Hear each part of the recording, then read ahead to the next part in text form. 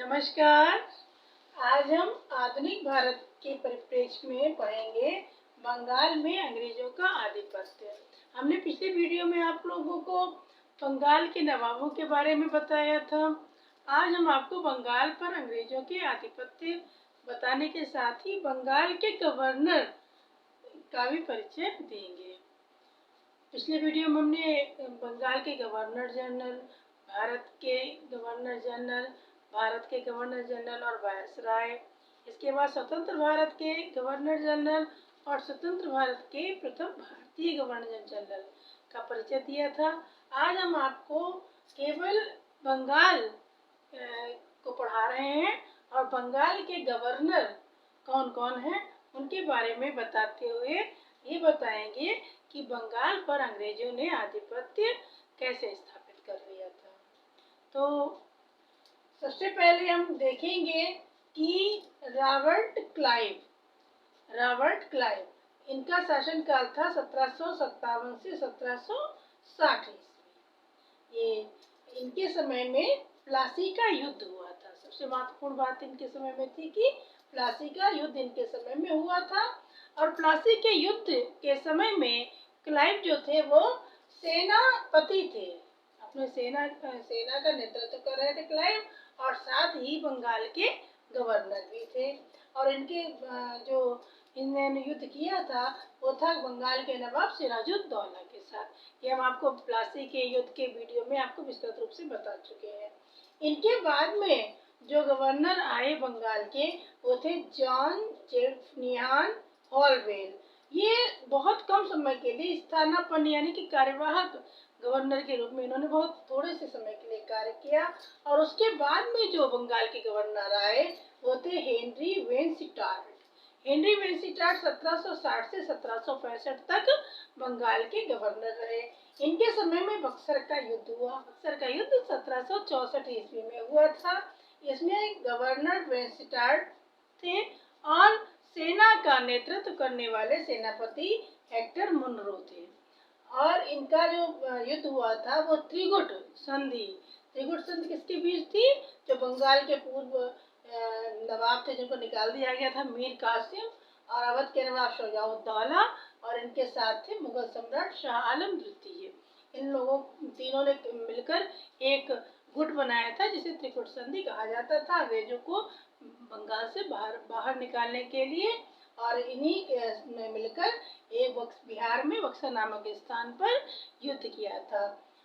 प्लासी कहाँ था? बंगाल में, और बक्सर था बिहार में बक्सर नामक स्थान पर युद्ध हुआ था। इसे बक्सर का युद्ध कहते हैं, लेकिन इसमें भी विजय जो थी वो अंग्रेजों की हुई थी और इसी के साथ ही बंगाल पर पूर्णतः अंग्रेजों का आधिपत्य हो गया था। इसके बाद में आप देखेंगे 1765 से 1767 ईस्वी तक पुनः क्लाइव जो था वो भारत वापस आया और वो बंगाल का गवर्नर बना। अब इन्होंने गवर्नर बनते ही, जो बक्सर विजय के बाद में ये गवर्नर बने थे और इस समय तक बंगाल पर पूर्णतः शासन इनका स्थापित हो चुका था। इसलिए इन्होंने आते ही बंगाल पर दोहरी शासन व्यवस्था यानी द्वैध शासन स्थापित किया, जिसमें जो आर्थिक लाभ थे, वित्तीय जो मसले थे, वित्तीय मैटर थे, वो सब किसके पास थे? अंग्रेजों के पास। और प्रशासनिक मसले जितने भी थे वो सब नवाब के पास रहे।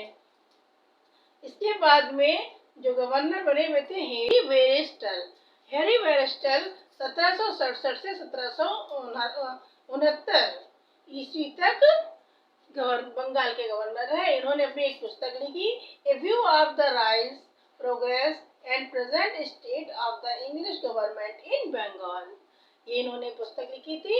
इनके बाद में बंगाल के गवर्नर है जॉन कर्टियर 1769 से 1772 ईस्वी तक बंगाल के गवर्नर रहे।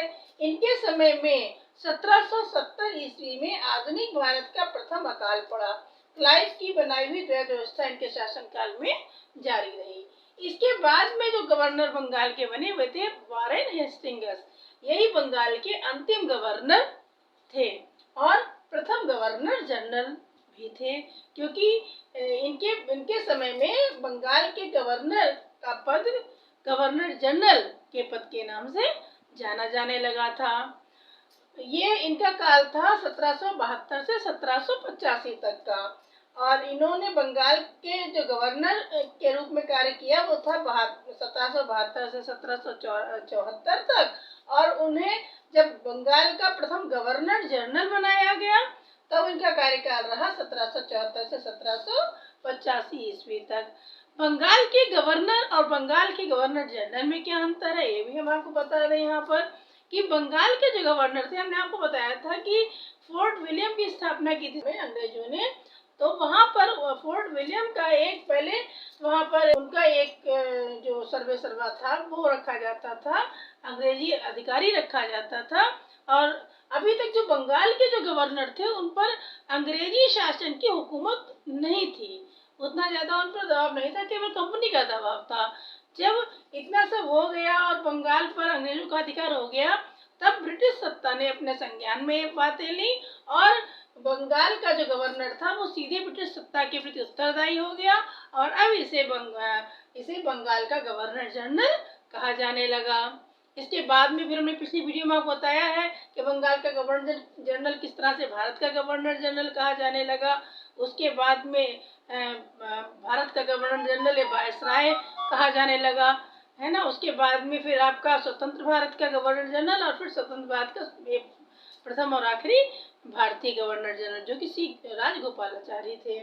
तो ये सब इनमें जो भारत में अंग्रेजी आधिपत्य थे और इनके जो अधिकारी थे उनके जो पदनाम थे वो इस तरह से थे। सबसे पहले गवर्नर, उसके बाद गवर्नर जनरल, उसके बाद भारत का गवर्नर जनरल, उसके बाद भारत का गवर्नर जनरल और महारानी का वायसराय, उसके बाद में स्वतंत्र भारत का गवर्नर जनरल जो कौन था 1947 में माउंटबेटन, उसके बाद में स्वतंत्र भारत का प्रथम और अंतिम भारतीय गवर्नर जनरल सी राजगोपालाचारी। इसके बाद भारतीय संविधान में गवर्नर जनरल का पद समाप्त कर दिया गया और गवर्नर जनरल के पद के स्थान पर राष्ट्रपति का पद स्थापित किया गया। इस तरह से इनका अधिकार था और इनके पदनाम थे। तो सबसे पहले क्या था हमने देखा इसमें कि बंगाल के गवर्नर, सबसे पहला जो अधिकारी था वो बंगाल का गवर्नर था। यहाँ पर पहले हम ये देख लें कि हमने जो एक कोड बनाया है प्लासी और बक्सर के युद्ध को याद करने के लिए। तो प्लासी और बक्सर के युद्ध को याद करने के लिए कोड क्या है, क्ले प्ले बिहेव दोहरा क्ले। तो यहाँ पर देखिएगा, हम इसको आगे करके बता देते हैं आपको। क्ले प्ले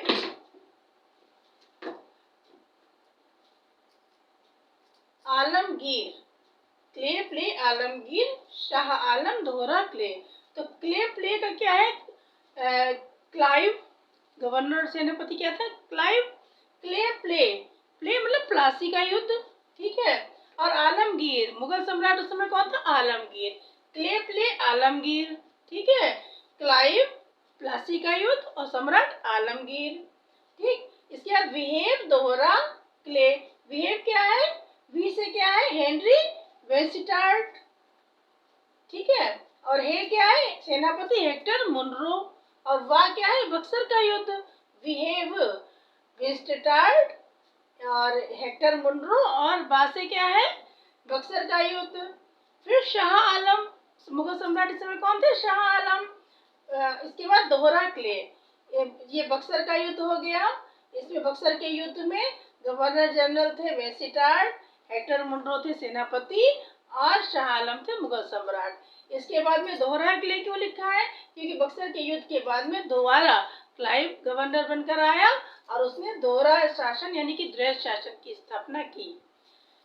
इसके बाद में हमने आपको एक यहाँ पर कोड बनाया है जिसके द्वारा आप जो है बंगाल के गवर्नर के नाम आसानी से याद कर सकते हैं। बंगाल के सभी गवर्नरों के नाम आसानी से याद कर सकते हैं। हो सकता है यहाँ पर देखने में आपको कुछ प्रॉब्लम हो रही होगी तो हम इसका फोटो खींच के और हम आपको दे देंगे, जिससे आप इसको जूम करके आप इसमें लिख सकते हैं। इसमें मान लीजिए छोटे अक्षर है, नहीं समझ में आ रहा है तो आपको इसका एक स्क्रीनशॉट करके दे देंगे लास्ट में। इसके लिए आपको वीडियो पूरा अंत तक देखना पड़ेगा।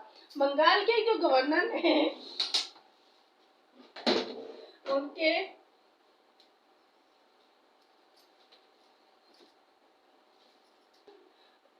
नाम के कोड यहाँ पर लिखे हुए हैं। जैसे कि ये लिखा है का और हा। कहाँ रह गया है? क्लाइव और हॉलवेल। कहा? क्लाइव, इसके बाद हॉलवेल आए, वो स्थानापन्न थे। बक यानी कि वेंस्टार्ड और क्लाइव, यहाँ पे 2 लिखा है, बक 2, ठीक है। तो क्लाइव 2 बार आए हैं, फिर बाद से वेरेस्टर, कार्टियर और हाथ से हेस्टिंगर। कहो बक 2 बक है, कहो बक 2 बक है। ये है इसका कोड बंगाल के गवर्नर का। क्लाइव, हॉलवेल, वेंस्टार्ड, क्लाइव 2 मतलब क्लाइव 2 बार आया है,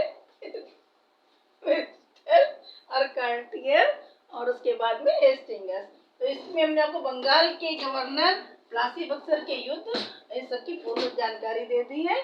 और मेरे ख्याल से इसमें अब कुछ भी छूटा हुआ नहीं है। और इसमें कॉम्पिटिटिव एग्जाम का हो या फिर आपका सब्जेक्टिव का हो, आप इसको आराम से पूरा कर सकते हैं। धन्यवाद।